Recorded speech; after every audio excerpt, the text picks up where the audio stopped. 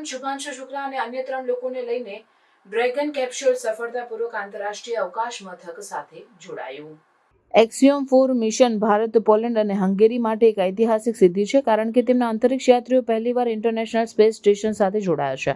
સ્પેસએક્સ dragon કેપ્સ્યુલમાં ભારતના group captain Shubhanshu Shukla, પેગી વિટ્સન, સ્લાવોશ ઉઝનાસ્કી, વિશ્નેસ્કી અને ટિબોર કાપુ સવાર હતા. આ મિશન ભારતનો માનવ અંતરિક્ષમાં 1984 પછી 40 વર્ષ બાદનો પાછો પ્રવેશ છે. ડ્રેગન કેપ્સ્યુલ ISS સાથે જોડતા વખતે લખનૌમાં શુભાંશુ શુક્લાના માતા-પિતા ગર્વથી ભારતીય તિરંગ લહેરાવતા અને ફ્લેશલાઇટ જગાવતા જોવા મળ્યા. તેમની ભાવનાત્મક પ્રતિક્રિયા દેશના સર્વોપરી ગૌરવ અને આ મિશનની સામૂહિક સફળતાનું પ્રતીક બની.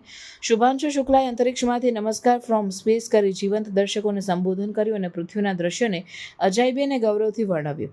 AX4 દળ ISS પર 2 અઠવાડિયા સુધી રહેશે, જ્યાં તેઓ સ્નાયુ પુનઃજનન, માઇક્રોએલ્ગી વિકાસ, જળ જીવનના અસ્તિત્વ અને માઇક્રોગ્રેવિટીમાં માનવ ડિજિટલ ઇન્ટરફેસના અભ્યાસ સહિત 60થી વધુ વૈજ્ઞાનિક પ્રયોગો કરશે. આ મિશન એક્સિયોમ મિશનોમાં સૌથી વધુ સંશોધન કેન્દ્રિત છે, જેમાં 31 દેશોના સહયોગી અભ્યાસોનો સમાવેશ થાય છે. ભારત, પોલેન્ડ અને હંગેરીના અંતરિક્ષ યાત્રીઓની ISS પર પ્રથમ હાજરી અંતરિક્ષ સંશોધનમાં વિશ્વવ્યાપી સહયોગ અને સમાવેશિકતાને દર્શાવે છે. ડ્રેગન કેપ્સ્યુલની સફળ ડોકિંગથી ભારત અને વિશ્વભરમાં લાખો લોકો પ્રેરણા પામ્યા છે. આ મિશન વૈજ્ઞાનિક જ્ઞાનને આગળ ધપાવે છે અને એકતા અને રાષ્ટ્રીય ગૌરવની લાગણી પણ જગાવે છે. AX4 દળ જ્યારે પ્રયોગો અને જાહેર જનતા સાથેની પ્રવૃત્તિઓ શરૂ કરશે, ત્યારે તે ભવિષ્યની પેઢી માટે મોટા સપના જોવા અને અંતરિક્ષમાં પહોંચવા માટેનો માર્ગ આગળ ધપાવશે.